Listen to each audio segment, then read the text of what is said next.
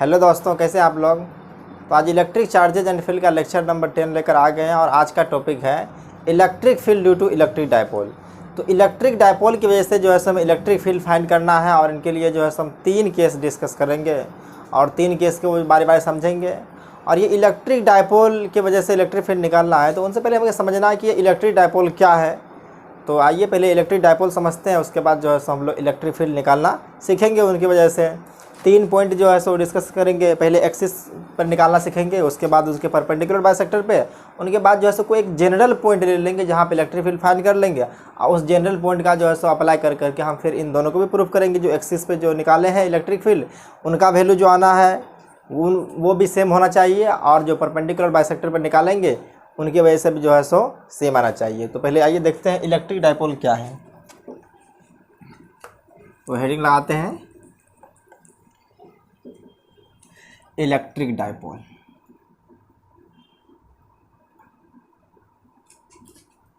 Electric dipole electric dipole क्या होता है कि दो इक्वल एंड अपोजिट चार्ज क्या है, मैग्नीट्यूड में इक्वल होना चाहिए और नेचर में जो है सो अपोजिट। दो चार्ज को वेरी स्मॉल डिस्टेंस पे हम सेपरेट कर देते हैं, मतलब क्या कि बहुत कम डिस्टेंस वगैरह उनको रखते हैं। जनरली इनके बीच का डिस्टेंस होता है वो नैनोमीटर में होता है, माइक्रोमीटर में होता है या एंगस्ट्रम के टर्म में होता है। तो देखिए, अगर कोई चार्ज है यहाँ पे कि एक मान लीजिए माइनस चार्ज है और दूसरा जो है सो एक प्लस चार्ज है और इनके बीच का डिस्टेंस जो है सो बहुत ही कम होती है। जनरली ये माइक्रोमीटर में होती है, नैनोमीटर या एंगस्ट्रम, जैसे दो एटम के बीच का डिस्टेंस जो होते हैं जनरली वो नैनोमीटर या एंगस्ट्रम के टर्म में होती है। तो ये जनरली डायपोल जो होते हैं वो किसी एटम के लिए हम निकालते हैं, जैसे कि NaCl जो है सॉरी मॉलिक्यूल के निकालते हैं, कंपाउंड के लिए निकालते हैं। तो देखते हैं कि ये क्या है। तो इनका डेफिनेशन अगर लिखा जाए तो इसके बारे में थोड़ा देख लेते हैं क्या है।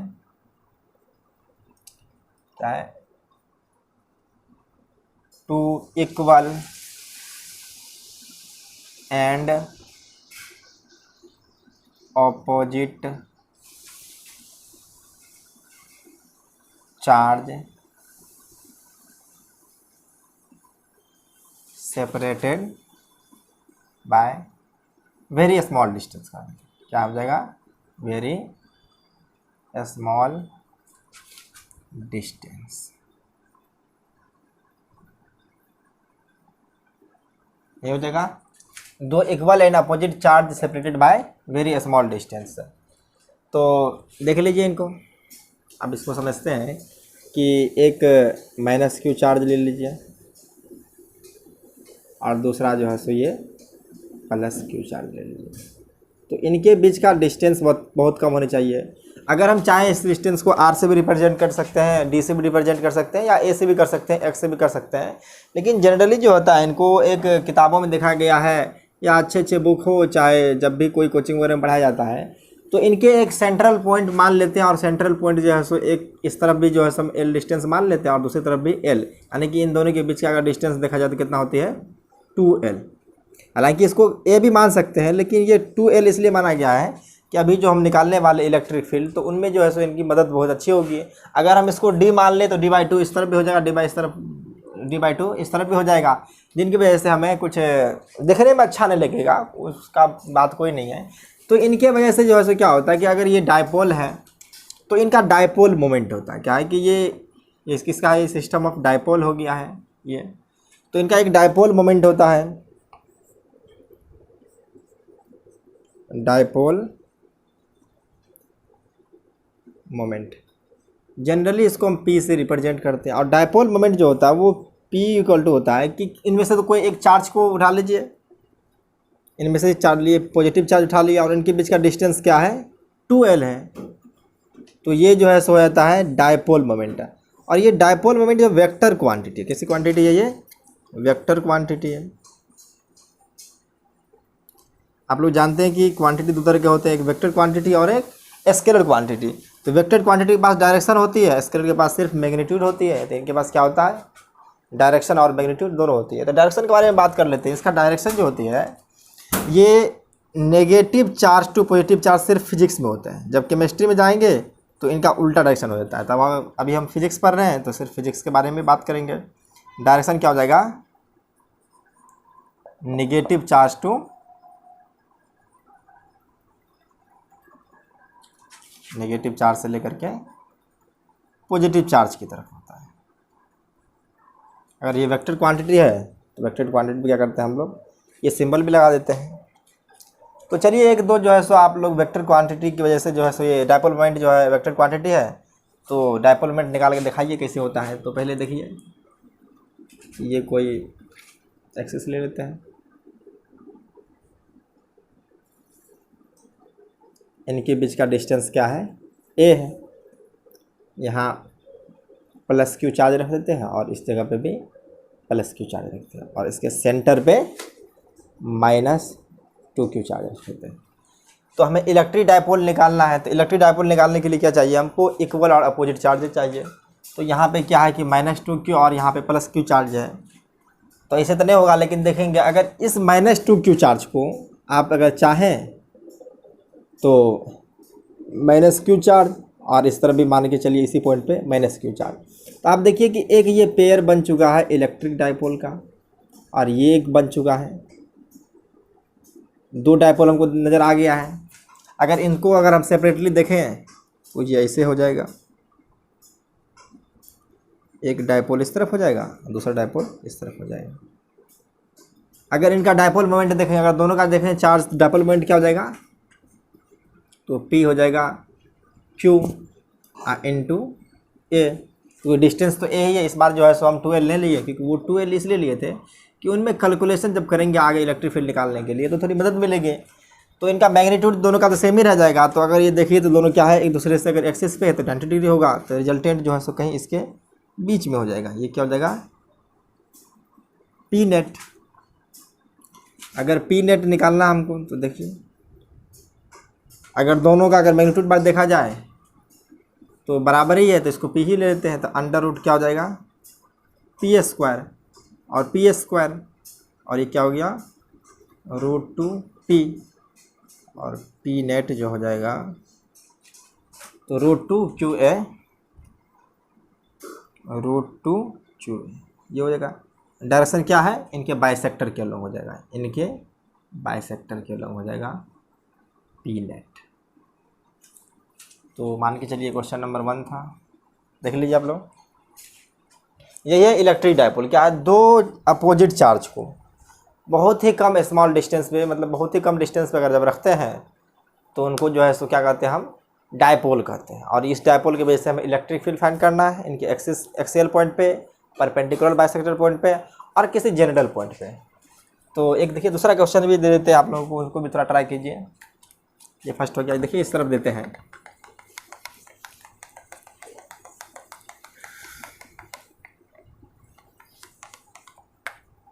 अगर इसी पे इलेक्ट्रिक क्वेश्चन यही है, find electric dipole, find electric dipole, dipole moment, dipole moment. देखिए एक जो है सो इस तरह से सर्कुलर रिंग ले लेते हैं, सर्कुलर रिंग है, इनका रेडियस R ले लिया, इनका सेंटर कहीं बीच में है। तो यहाँ पे एक -q चार्ज रख देते हैं और पूरे में इसको डिस्ट्रीब्यूट कर देते हैं एक +q चार्ज। क्या कर देते हैं, +q चार्ज को। तो इनकी वजह से इलेक्ट्रिक क्या निकालना है, डायपोल मोमेंट निकालना है। इसका क्या है, +q चार्ज को डिस्ट्रीब्यूट कर दिया।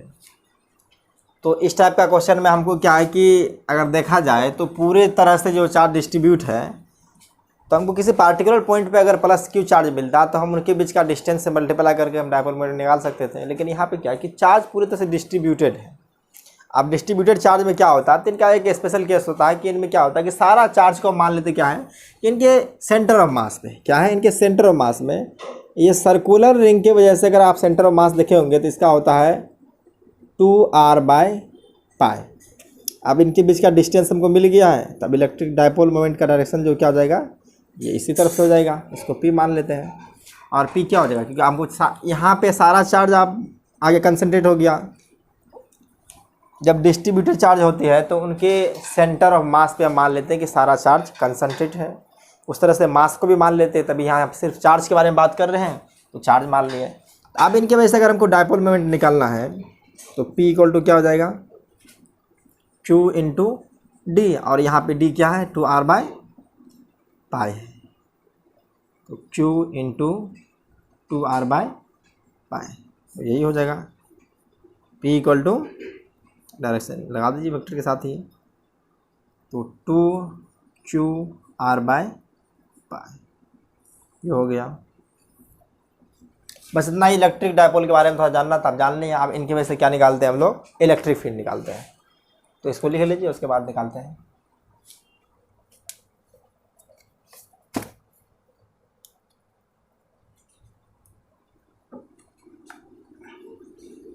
लिख लिए, चलिए।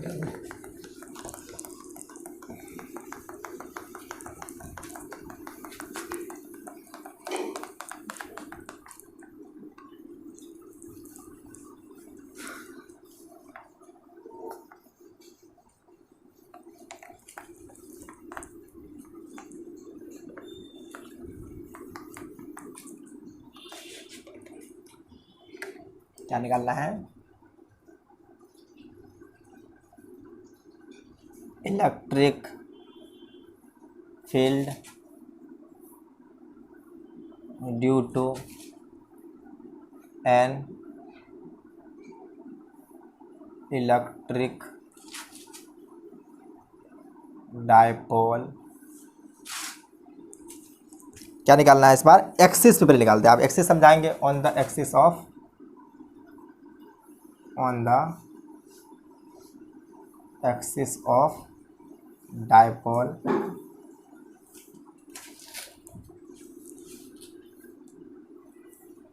at a x distance from center of dipole.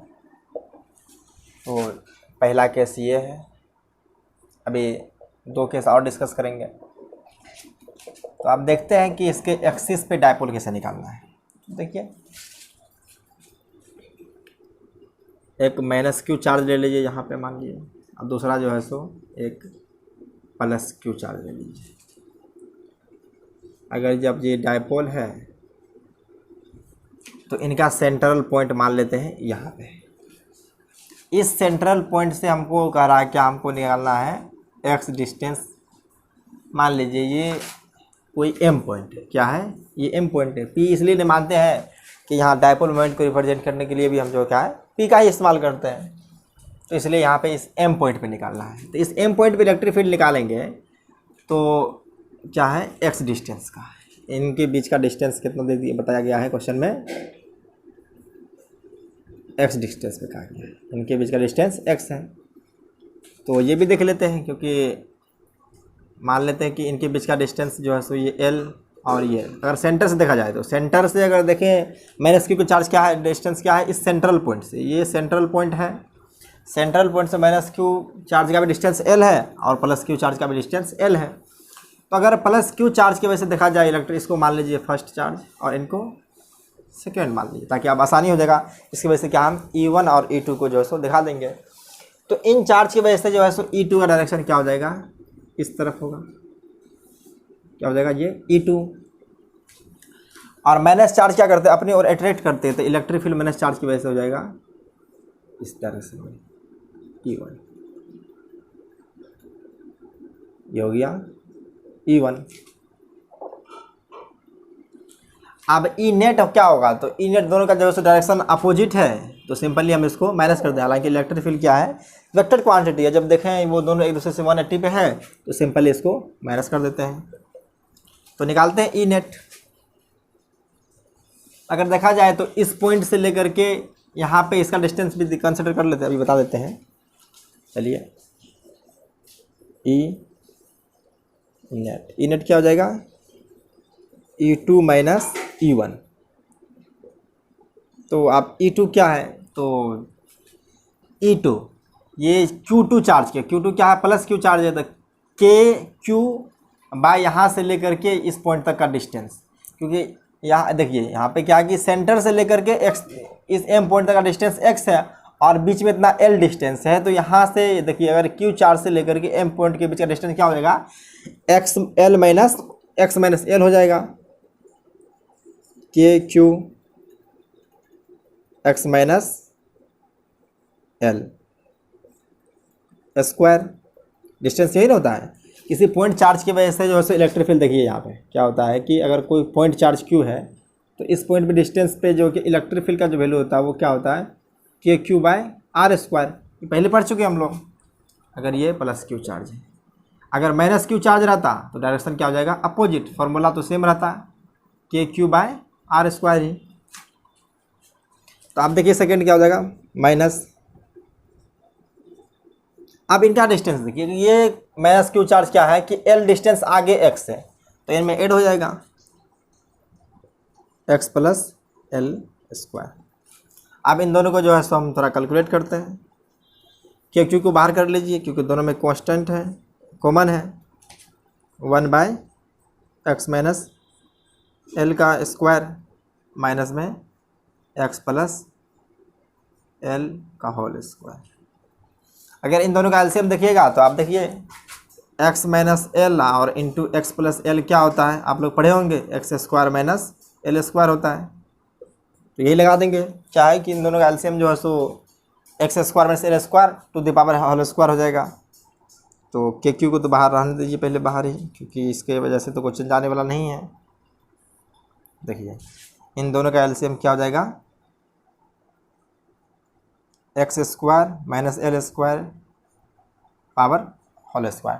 तो आप इनको डिवाइड करेंगे, इनसे डिवाइड करेंगे तो यही आएगा, और ये जो है सो अगर 1 से मल्टीप्लाई करेंगे तो ये ऊपर आ जाएगा, एक्स प्लस एल का होल स्क्वायर हो जाएगा। क्या हो जाएगा, ये x plus L two the power square, अब माइनस में हो जाएगा, माइनस साइन तो वही रहेगा। अब इनसे डिवाइड करेंगे तो ये आएगा 1 इंटू समथिंग, तो ये यही रहेगा एक्स माइनस एल का होल स्क्वायर। चलिए अब इस तरफ देखते हैं।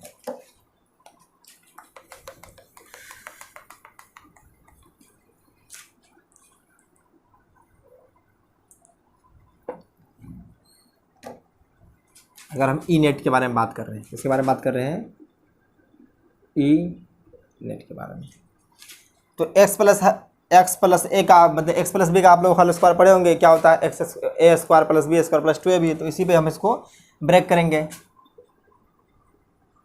के क्यू इंटू डिवाइड में तो वो सेम ही रहेगा। तो चलिए इसको तोड़ देते हैं, क्या हो जाएगा, ये x square l square plus 2xl। अब ये माइनस में है तो ये भी जो है सो क्या हो जाएगा, x square plus l square और माइनस 2xl हो जाएगा। तो अब जहाँ माइनस है वहाँ प्लस है, वहाँ जहाँ प्लस है वहाँ माइनस हो जाएगा, क्योंकि माइनस आने वाला है। ये क्या हो जाएगा, x square minus a square plus हो जाएगा ये 2xl divide by x square minus L square to the power. अब देखिए ये x square minus x square l square, sorry यहाँ पे एल स्क्वायर हो जाएगा, माइनस एल स्क्वायर कैंसिल हो गया, 2xl प्लस 2xl 4xl हो जाएगा। देखिए k q into 4xl divide by x square minus L square to the power whole square. तो आप देखिए थोड़ा इसको और अरेंज करते हैं, के क्यू इंटू 2l कर देते हैं। अब ये इसको क्यों किए हैं तो आप थोड़ा देखिए अच्छी तरह से, ये 2x divide by x square minus L square to the power whole square. तो आप डायपोल मोमेंट क्या होता था कि डायपोल मोमेंट जैसे इधर देख लीजिए, P अगर निकालना है तो P क्या हो जाएगा कि उनमें से कोई एक चार्ज को उठा लेंगे, तो मान लीजिए ये Q चार्ज उठा लिया, उनके बीच का डिस्टेंस क्या है, 2l, यही ना हो गया 2ql, और यही 2ql के जगह यहाँ पे आप P पुट कर देंगे। तो देखिए क्या हो जाएगा, ये kp 2x, अब इस 2 को बाहर कर दीजिए, 2 को इस तरफ कर देते, 2px upon x square minus L square to the power whole square हो जाएगा। तो देखिए हमारा ई नेट जो है सो आ चुका है 2k/x by x square minus L square to the power whole square. ये ई नेट आ चुका है। इनको याद नहीं करना, अभी आप लोगों को बताते हैं कि देखिए जनरली क्या होता है कि अगर देखा जाए तो ये लेंथ जो होता है दो डायपोल के बीच का डिस्टेंस जो होता है वो बहुत छोटा होता है, एंगस्ट्रम में होता है या तो माइक्रोमीटर में या नैनोमीटर में, और जो है सो डिस्टेंस जनरली सेंटीमीटर में, अगर एक्स का वैल्यू अगर देखें तो जनरली सेंटीमीटर में होते हैं या मिलीमीटर में होते हैं, या मान के चलिए जनरली तौर पे सेंटीमीटर में ही होते हैं, मीटर तो बहुत ज़्यादा हो जाएगी। तो यहाँ क्या हो जाएगा, x is very very much than l. तो आप देखिए यहाँ पे क्या हो जाएगा, एक्स स्क्वायर और माइनस एल स्क्वायर भी लगभग टेंस टू एक्स स्क्वायर ही हो जाएगा। तो आप देखिए एक्स स्क्वायर आप पावर एक्स स्क्वायर तो क्या हो जाएगा, एक्स पावर 4 हो जाएगा। तो ई नेट इक्वल टू क्या हो जाएगा, 2k/x divide by x to the power 4। दिख रहा होगा आप लोगों को भी, नीचे दिख रहा होगा। चलिए इसको लिख देते हैं यहीं पे। तो ई नेट अगर देखा जाए तो क्या हो जाएगा 2k/x, तो ये एक्स एक्स कैंसिल हो जाएगा, तो सिर्फ बचा क्या, 2k/q ने आप इसको p लिख देना है, क्योंकि क्या है p, ये p है 2kp/x3। ये वेक्टर डायरेक्शन में अगर देखिए जो डायपोल मोमेंट का डायरेक्शन है, इस डायपोल मोमेंट क्या होता है, माइनस से प्लस चार्ज की तरफ, और इलेक्ट्रिक फील्ड डायरेक्शन भी सेम है। तो अगर वेक्टर के रूप में देखेंगे हम तो इनका जो डायरेक्शन हो जाएगा और इनका दोनों का सेम है। इनको क्या है, हम इसको देख लीजिए, ई नेट जो है सो हमारा आ चुका है। जस्ट एक मिनट देख लीजिए, दिखता है कि नहीं इसमें, दिख रहा है। तो चलिए ये ई नेट का फॉर्मूला आ गया है कहाँ, एक्सिस पे, लिख लीजिए इनको।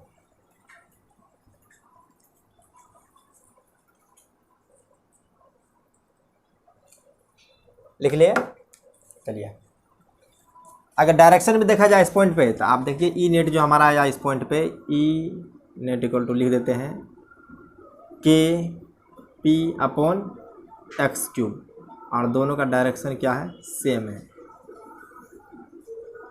ये ई नेट आया, इसको याद रखिएगा, इनको लर्न कर लेना है। इनका यूज आने वाला है, इनका जो है सो बहुत सारा यूज आएगा। इसके बाद जो है सो हम क्या निकालेंगे, टॉर्क अगले क्लास में निकालेंगे। इलेक्ट्रिक फील्ड की वजह से जो है सो हम कोई यूनिफॉर्म इलेक्ट्रिक फील्ड में अगर कोई इलेक्ट्रिक डायपोल रखेंगे तो उनकी वजह से क्या होता है, टॉर्क प्रोड्यूस होती है। तो वो टॉर्क जो है सो नेक्स्ट क्लास में, यानी कि कल वाले क्लास में जो हम डिस्कस करेंगे। तो चलिए इसकी वजह से तो हो गया, आप जो है सो निकालना क्या है, इसके परपेंडिकुलर बाइसेक्टर पे केस 2 को डिस्कस करेंगे। इसको लिख लीजिए, चलिए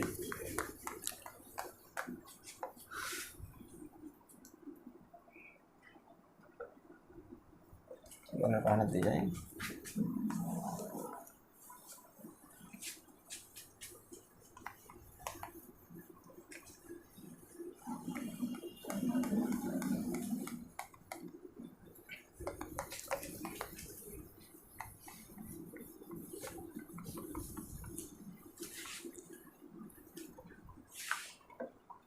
क्या लिखा है, electric field due to an electric dipole on the perpendicular bisector of dipole, on the perpendicular bisector of dipole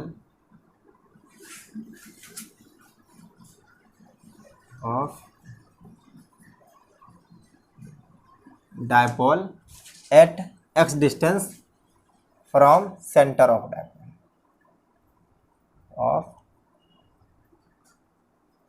अब देखते हैं इसको क्या है, ये केस नंबर 2 है, ये सेकेंड केस है। 3 केस डिस्कस करेंगे, ये सेकेंड वाला केस है। तो पहले देखते हैं ये किस तरह से होगा। तो देखिए यहाँ पे एक वही करते हैं, एक माइनस क्यू चार्ज ले लेते हैं और एक तरफ क्या है प्लस क्यू चार्ज। इनके बीच का डिस्टेंस अब भी मान लेंगे क्या है कि एक सेंट्रल पॉइंट ले लेंगे और इस सेंट्रल पॉइंट से एक्स डिस्टेंस मान लीजिए इस पॉइंट पे कह रहा है। अगर देखा जाए तो इनको मिला देते हैं, दिख रहा होगा आप लोगों को। ये इस पॉइंट के इस बार हम मान लेते हैं एम, इसको रहने दीजिए, इसको एम इस तरह मान लेते हैं। तो अब यहाँ से अगर ये डिस्टेंस एल है और ये भी एल है और ये एक्स है तो इस डिस्टेंस को हम क्या मान लेते हैं आर। और यहाँ से भी देख लें तो क्या हो जाएगा, ये आर हो जाएगा। तो जहाँ पे आर स्क्वायर इक्वल टू क्या हो जाएगा, देखिए ये वाला डिस्टेंस क्या बीच का एक्स है, x square plus l square हो जाएगा, x square plus l square, ये आर स्क्वायर हो जाएगा। इसको याद रखिए। तो पॉजिटिव चार्ज की वजह से इलेक्ट्रिक फील्ड क्या होती है, अवे फ्रॉम द चार्ज, और नेगेटिव चार्ज की वजह से क्या होती है, टुवार्ड्स द चार्ज।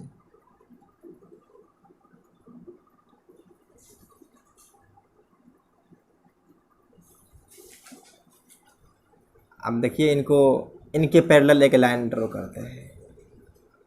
ये क्या है, इसको फर्स्ट चार्ज मान लेते थे और इसको सेकंड चार्ज। तो ये E2 हो जाएगा,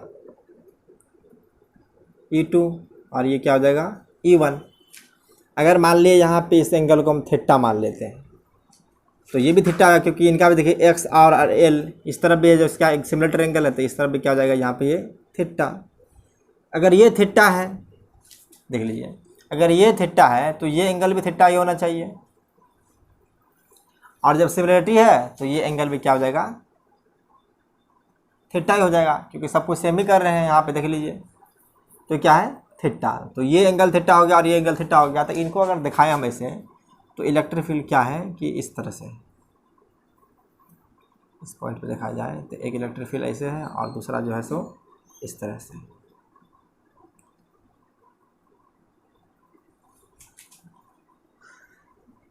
ये E1 और दूसरा ऊपर वाला E2 है, ये भी थीटा एंगल पे है और ये भी थीटा एंगल पे है, देख लीजिए दोनों थीटा एंगल पे ही है। तो अगर इनका देखा जाए तो इसका दो कंपोनेंट तोड़ लेते हैं, E1 का भी दो कंपोनेंट टूटेगा तो इस तरफ क्या हो जाएगा। अगर देखा जाए मैग्नीट्यूड और चार्ज बात दोनों सेम ही है, तो अभी पहले इसको जो है क्या कर लेते हैं, इसको मान लेते हैं E ही है, चार्ज दोनों का मैग्नीट्यूड वाइज सेम है, तो ये क्या हो जाएगा E cos थीटा।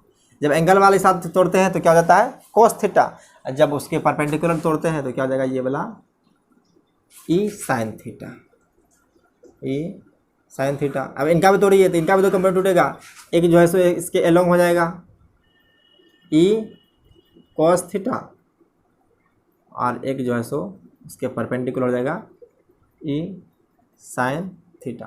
तो देखिए E sin थीटा एक दूसरे को कैंसिल कर देता है, क्या कर देगा, एक दूसरे को कैंसिल कर देगा। तो अब E नेट जो आने वाला है देखिए 2E cos थीटा आएगा, E नेट इक्वल टू आने वाला जो क्या है 2E cos थीटा। आप देखिए हम E भी निकाल लेते हैं और cos थीटा भी निकाल लेते हैं, तो देखिए E का जो वैल्यू आएगा, दोनों तो सेम ही है, दोनों की वजह से जो है सो क्या है, अगर साइन के वजह से ही डायरेक्शन में चेंज हो रहा है, लेकिन मैग्नीट्यूड में देखा है दोनों सेम है, तो E1 के बराबर ही निकाल लेते हैं। तो E1 क्या आ जाएगा K, देखिए अब KQ ये R है तो क्या हो जाएगा KQ R स्क्वायर। E2 का भी वैल्यू यही आएगा, इसको हम E ही मान लेते हैं। और cos थीटा देखिए क्या आता है, cos थीटा देखना है तो cos थीटा क्या हो जाएगा, इस ट्रायंगल के अंदर देख ले, इस ट्रायंगल में तो cos थीटा का बेस बाय हाइपोटेनस, तो L बाय R जाएगा, L बाय R। ये इतना इधर कर दिए, तो चलिए देखिए, तो 2KQ by R square into cos theta जब क्या हो जाएगा L बाय R, तो ये आने वाला है 2KQ bye RQ into L। अब थोड़ा इनको अच्छा से अरेंज कर देते हैं, K into 2QL bye RQ। आप लोगों को याद होगा ये 2QL क्या है कि चार्ज इंटू 2L क्या है, इनके बीच का डिस्टेंस है, तो इसको P लिख सकते हैं। तो चलिए देखते हैं, यहाँ पे लिख देते हैं। तो इनके बाद यहाँ लिख रहे हैं, तो ई नेट जो आने वाला है वो अपना क्या है, के पी बाय आर क्यू, और आर क्यू के जगह पे क्या लिख सकते हैं, x square plus l square. ये आर स्क्वायर इक्वल टू है, तो वहाँ पे जो है सो अगर हम सिर्फ आर के बारे में बात करेंगे तो 3/2 हो जाएगा। देखिए यहाँ पे, तो ये क्या हो जाएगा, x square plus l square to the power 3/2, ये हो जाएगा 3/2। सॉरी, ये तो पी हो जाएगा, ये क्या हो जाएगा, कि पी हो जाएगा। अब जनरली वही होती है कि इनके बीच का डिस्टेंस जो होती है वो क्या है कि एक्स के रिस्पेक्ट में बहुत कम है, क्या हो जाएगा, ये बहुत कम हो जाएगा generally. X is much much greater than L, so X square plus l square जो हो जाएगा वो एक्स स्क्वायर ही लगभग होगा। तो ई नेट जो अपना होने वाला है वो क्या हो जाएगा, एल स्क्वायर तो ख़त्म ही हो जाएगा, तो एक्स स्क्वायर की पावर 3/2 है, तो एक्स स्क्वायर और 2 जो है सो 1/2 कैंसिल हो जाएगा, तो क्या आ जाएगा, ई नेट इक्वल टू के पी बाय एक्स क्यू। आइए वेक्टर क्वांटिटी का डायरेक्शन देखते हैं। तो डायरेक्शन क्या हो जाएगा, ई नेट का जो डायरेक्शन होगा ये इस तरफ से, अगर देखा डायपोल का डायरेक्शन क्या है, इस तरफ है, तो इनके अपोजिट में हो जाएगा, तो इस तरफ से जो है हम लगा सकते हैं माइनस के पी, ये हो गया electric field on the perpendicular bisector of dipole, दोनों हो गया। एक्सिस के वैसे क्या निकला था, अगर एक्सिस पे देखें तो याद होगा कि उनका डायरेक्शन सेम होता है, वहाँ पे क्या होता है 2kp बाय एक्स क्यूब होता है, 2kp बाय एक्स की क्या है ये on the axis of dipole. तो यही है, दो केस डिस्कस कर लिए हम लोग, क्या है कि एक परपेंडिकुलर बाइसेक्टर पर निकाले तो क्या आ गया, ई नेट जो के पी बाई एक्स क्यू आ जाएगा, बस इनका डायरेक्शन क्या है, उल्टा डायरेक्शन है, और इनका डायरेक्शन क्या है, सीधा है, लेकिन ये इनके रिस्पेक्ट में 2 टाइम्स है, क्या है ये 2 टाइम्स है। अगर हम देखें तो ई मैग्नीट्यूड बात देखते हैं, तो ई जो एक्सिस पे होता है वो 2 टाइम्स होता है मैग्नीट्यूड बाई एक्सिस हम बात कर रहे हैं, तो परपेंडिकुलर बाइसेक्टर के, ये पॉइंट पे आप देख लीजिए।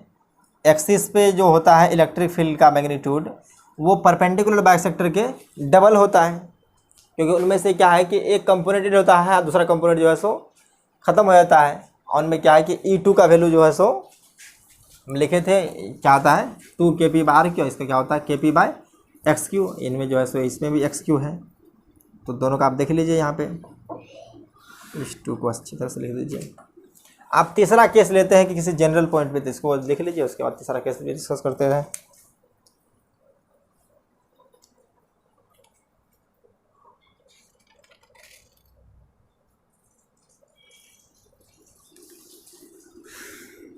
चलिए लिखिए, बता दें।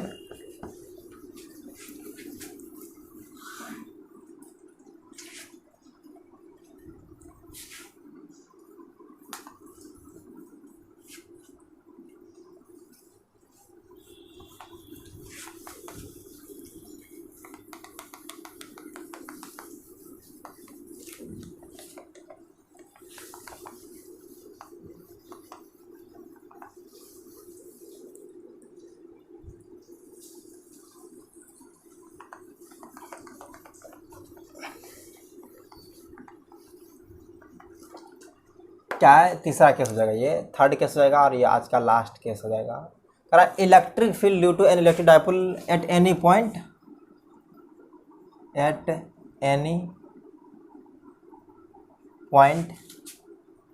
इन स्पेस, कहीं भी।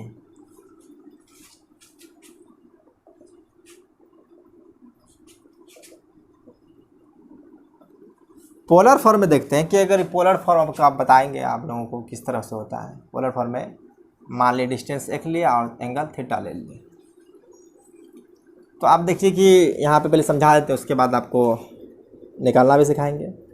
ये माइनस क्यू चार्ज है और ये प्लस क्यू चार्ज है, तो इनके बीच का डिस्टेंस मान लीजिए कुछ है। अगर हमको इस पॉइंट पे इलेक्ट्रिक फील्ड निकालना है, मान लीजिए क्या है कि अगर ये कोई एम पॉइंट है, इन पॉइंट पे इलेक्ट्रिक निकालना है, तो यहाँ पे देखते हैं क्या एक्स डिस्टेंस इस पे ले लेंगे, क्या है ये एक्स हो गया, और ये डायरेक्शन जो है सो इलेक्ट्रिक डाइपोल डायरेक्शन क्या हो जाएगा, पी इस तरफ है, तो यहाँ से हम एक थीटा एंगल ले लिए। तो क्या है कि इस पोलर फॉर्मेट में अगर हमको दिखाना तो कहीं भी दिखा सकते हैं, अगर एक्स को चेंज करके थीटा को चेंज कर करके कहीं भी दिखा दें। अगर थीटा चेंज करते जाएंगे तो इस डायरेक्शन में आएगा, अगर एक्स डिस्टेंस चेक करना चाहेंगे तो अगर मान चलिए एक्स यहाँ है तो एक्स को यहाँ तक बढ़ा देंगे और एंगल कम कर देंगे। अगर इस पॉइंट पे निकालना है तो यहाँ से एक्स ड्रॉ करेंगे और इसी डायरेक्शन में एंगल को मेजर करेंगे। अब मान करके चलिए अगर कोई कह रहा है कि इलेक्ट्रिक डाइपोल निकालना है, मान के चलिए ये माइनस क्यू चार्ज है और प्लस क्यू चार्ज है। अगर कह दिया कि इस पॉइंट पे निकालना है तो कुछ नहीं है, यहाँ से हम डिस्टेंस एक्स ले लेंगे और यहाँ से एंगल थीटा। हमेशा याद रखना है कि थीटा एंगल जो है इलेक्ट्रिक डाइपोल के डायरेक्शन से लेते हैं, जो इलेक्ट्रिक डाइपोल में डायरेक्शन है उनके एलोंग ही लेते हैं। अभी आपको हम समझाएंगे थोड़ा और अच्छी तरह से जब इसका फॉर्मूला निकालेंगे। तो चलिए देखिए, देख लीजिए इसको, तो आप चलिए इसको फाइंड करते हैं किस तरह से होगा।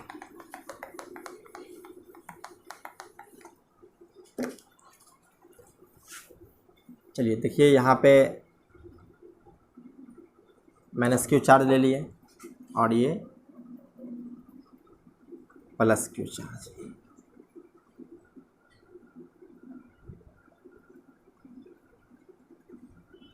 मान लेते हैं ये कोई एम पॉइंट है, इस एम पॉइंट कुछ ज़्यादा ऊपर हो जाएगा, नीचे कर दीजिए थोड़ा।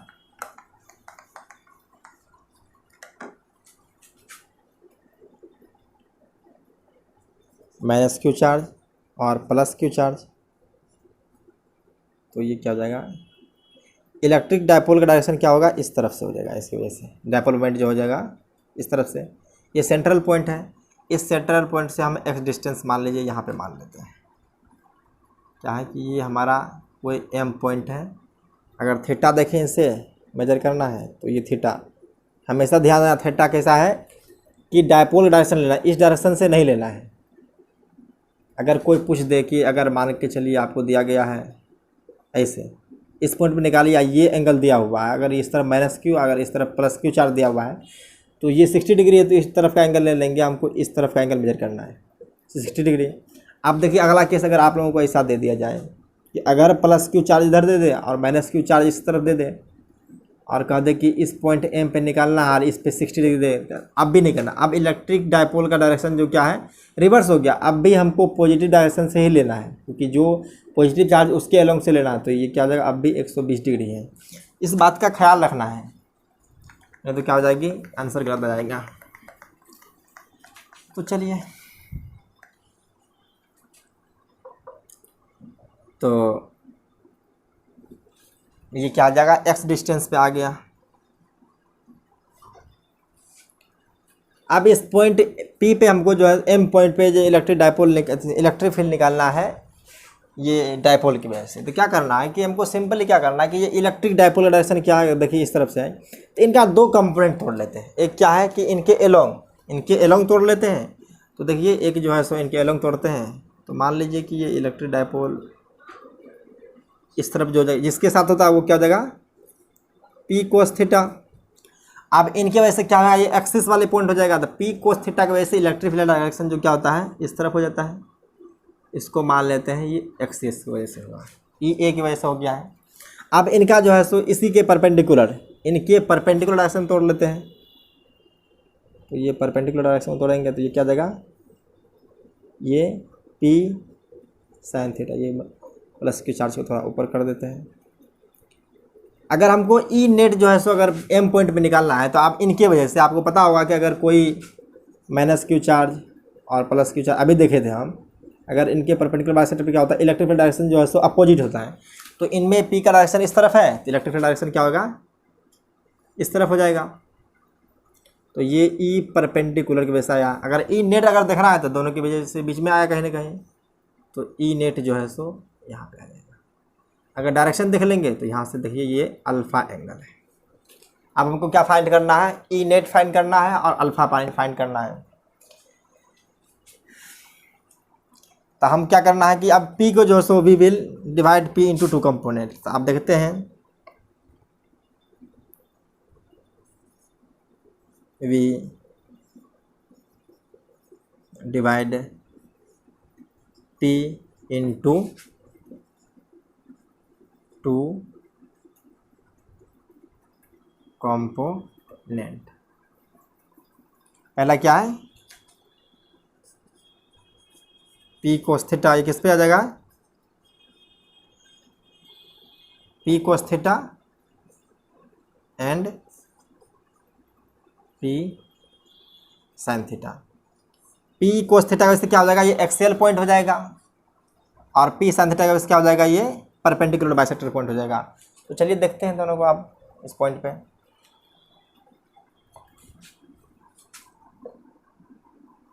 Four P cos theta, P cos theta के लिए क्या हो जाएगा, ये एक्सियल पॉइंट है।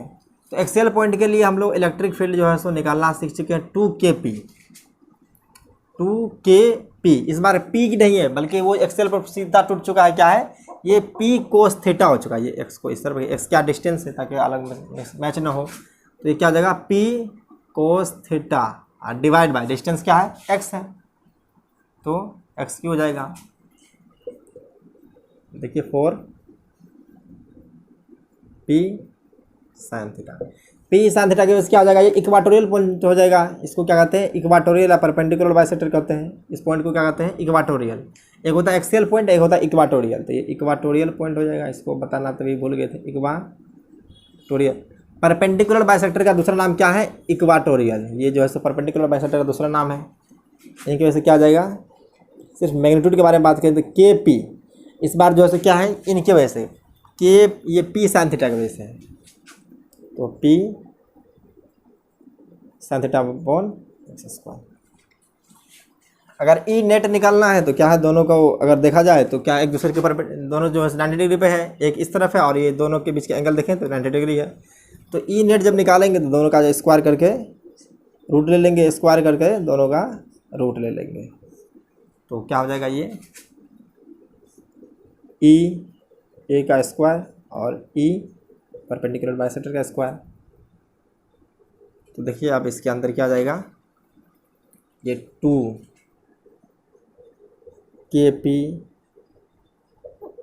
कोस थीटा है, क्या है 2kp cos theta by X Q का whole square plus kp sine theta upon x Q का होल स्क्वायर।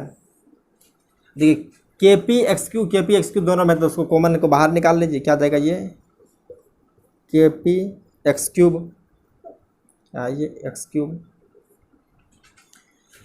अब बचा क्या अंडर रूट में, ये 2 का स्क्वायर 4 हो जाएगा, अब कोस का क्या जाएगा, कोस स्क्वायर थीटा अब प्लस साइन स्क्वायर थीटा।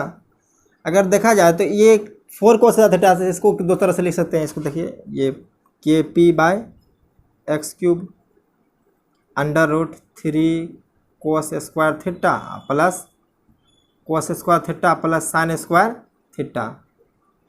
ये दोनों मिल करके 1 होता है, आप लोग फॉर्मूला पढ़ेंगे, हालांकि बहुत पहले से 10th क्लास से ही आ जाता है ये। तो क्या 3 कोस स्क्वायर थीटा प्लस 1, तो ई नेट जो अपना आने वाला है क्या है, वो KP upon x cube under root 3 cos square theta plus 1, ये हो गया। लेकिन हमको याद जो करना है, हाँ तो बस यही है, क्योंकि इनको आप लर्न कर लीजिए, क्या इनको याद कर लेना। अब इनके वजह से जो है हम बताए थे कि दोनों को हम चेक करेंगे। अगर एक्सियल पॉइंट पे निकाले हैं तो वहाँ पे थीटा का वैल्यू 0 ले लेंगे, और परपेंडिकुलर बाइसेक्टर पर निकालना है तो वहाँ पे क्या करेंगे, थीटा का वैल्यू 90 डिग्री लेकर गेस कर दोनों को जो है सो डिस्कस करते हैं। तो चलिए पहले इसको लिख लीजिए, उसके बाद दोनों को चेक करते हैं। हमारा जनरल फॉर्मूला क्या है, KP बाय एक्स क्यूब। और डायरेक्शन देखा जाए तो डायरेक्शन अगर देखते हैं तो देखिए डायरेक्शन जो क्या है, अल्फा है, 10 अल्फा निकाल लेते हैं। अगर 10 अल्फा निकालना है तो 10 अल्फा क्या हो जाएगा, कि परपेंडिकुलर वाला सामने आ जाएगा, तो परपेंडिकुलर क्या हो जाएगा, ये के P sign theta upon x square, और उसके बाद जो एक्सएल वाला क्या जाएगा 2 KP cos theta upon r square. तो दोनों से साइन थीटा ऊपर है, कोस थीटा नीचे है, तो ये क्या हो जाएगा, ये sin theta by 2 cos theta equal to क्या हो जाएगा 1/2 tan theta.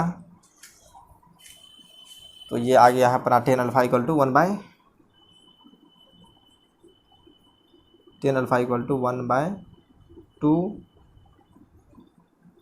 Ten theta. Direction आ गया। अगर देखिए किससे, अगर हमको इस डायपोल डायरेक्शन दे, डायपोल मोमेंट का डायरेक्शन क्या इस तरफ है, अगर यहाँ से एंगल देखें तो टोटल जो है सो इस यहाँ पे लिख देते हैं हम, क्या है, डायरेक्शन फ्रॉम डायपोल। तो डायपोल डायरेक्शन देखा जाए तो क्या है, थीटा हो जाएगा और अल्फा हो जाएगा। तो कितना हो जाएगा, makes an angle, makes an angle alpha plus theta. तो कितना डिग्री बनाता है, ये अल्फा प्लस थीटा कहाँ से मेजर करते हैं, जब इसके डायपोल डायरेक्शन, थीटा तो पहले से था और ये जो है अल्फा बढ़ गया है, तो अल्फा प्लस थीटा एंगल तक जो है सो ये जाएगा।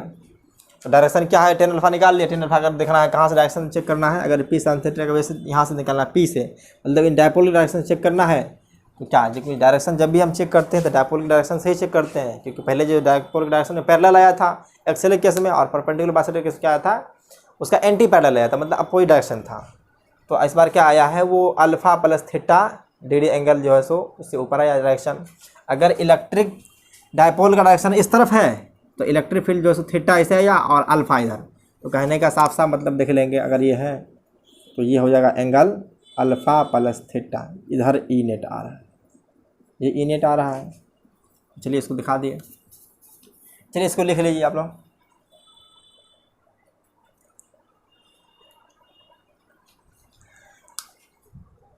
लिख लिए, अब पोलर फॉर्म समझ लिए ना, अगर कोई एक्स डिस्टेंस जो है सो हम थीटा एंगल पे लेते हैं तो ये पोलर फॉर्मेट में होता है, और पोलर फॉर्म से जब स्पेस में किसी भी पॉइंट को दिखा सकते हैं, थीटा को चेंज कर करके और एक्स को चेंज कर करके। तो लिख लिए, चलिए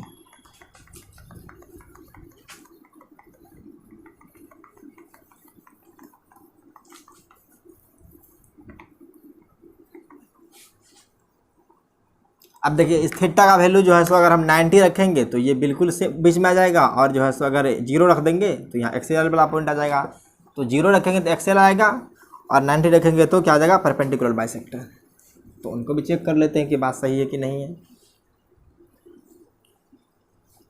जनरली ये जो है सो बोर्ड में नहीं पूछता, बोर्ड में जो आपसे वही पूछेगा जो एक्सियल पे और इक्वाटोरियल पे। तो चलिए चेक करते हैं कि ई नेट जो आया है हमारा क्या आया है, ई नेट आया है KP divide by x cube under root 3 cos square theta plus 1 है। तो हमें पहले चेक करना है एक्सियल पॉइंट पे, ई ए देखते हैं, ई ए के लिए क्या हो जाएगा, for axial point, for axial point, तो थीटा हो जाएगा इसके लिए 0 डिग्री। तो देखिए ई नेट क्या आता है, E a KP by x cube under root 3 cos square theta. तो देखिए यहाँ पर कोस 0 का वैल्यू क्या होता है 1, तो 1 का स्क्वायर भी 1 हो जाएगा, तो ये क्या हो जाएगा, ये 3 + 1 4। तो देखिए आ गया 2 KP by x cube axial पे। आप देख दूसरा देखते हैं क्या, इक्वाटोरियल या परपेंडिकुलर बाइसेक्टर, तो इसको क्या कहते हैं, इक्वाटोरियल पोजीशन कहते हैं, इक्वाटोरियल पोजीशन देखते हैं, इक्वाटोरियल पोजीशन। इसमें थीटा क्या हो जाएगा 90 डिग्री हो जाएगा। तो ई परपेंडिकुलर बाइसेक्टर को ही इक्वाटोरियल कहते हैं। तो ये देखिए KP by x cube under root, ये कोस 90 क्या हो जाएगा 0 और ये हो जाएगा 1, तो क्या आ गया है KP/x³, ये आ जाएगा, क्या आ गया है, तो KP/x³। तो दोनों के वजह से निकला, ये जनरल के पॉइंट की वजह से था और ये दोनों को स्पेशली निकाल लिए, तो वो भी जो स्पेशली था उनको भी इस फार्मूला से जो है हम ड्राइव करके निकाल चुके हैं। तो आज के लिए बस इतना ही है, अगले क्लास में लेकर के आते हैं। अगर कोई यूनिफॉर्म इलेक्ट्रिक फील्ड के अंदर जो है टॉर्क को रखेंगे, क्या कहते हैं, इलेक्ट्रिक डायपोल को जब रखेंगे तो उनके ऊपर क्या होता है, टॉर्क एग्जर्ट होगी और वो टॉर्क कितना होगा तो उनको फाइंड करेंगे। तो ठीक है, आज के लिए बाय, इतना ही, बाय बाय।